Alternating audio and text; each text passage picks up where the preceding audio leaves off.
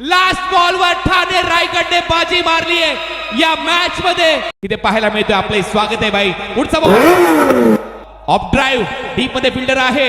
एक धाव मिळताना दिसते. गोरसईचा सुपुत्र हेवन पवन बाहेर आहे, सोडून दिलाय. पाहूया पंच काय सांगतायत. वाईड यॉर्कर होता, शिक्षक झालेले आहेत.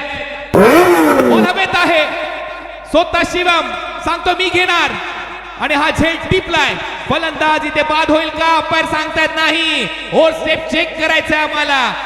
हेमंत बनियाल रुको जरा सबर करो, कारण ओर स्टेपिंग साठी नो बॉल चेक करण्यासाठी no ball. No ball, no ball. Picture अभी बाकी है मेरे दोस्त. 4-12 पवन तयार.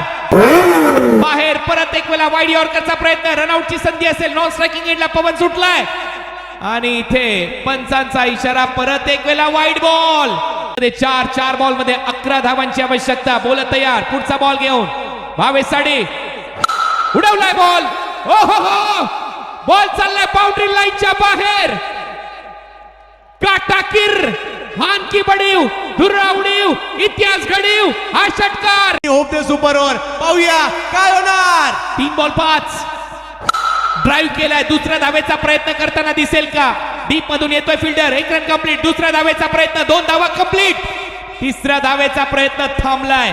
म्हणजेच काय 2 बॉल 3 धावांची आवश्यकता. भावेश तयार. पायातला बॉल ढकललाय. डीप मध्ये फिल्डर.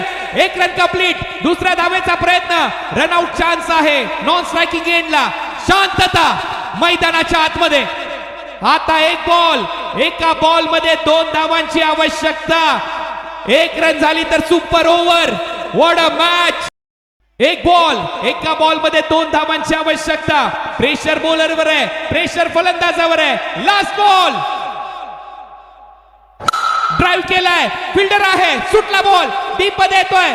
ओह निघालाय. दुसरी धाव. ठाणे रायगड.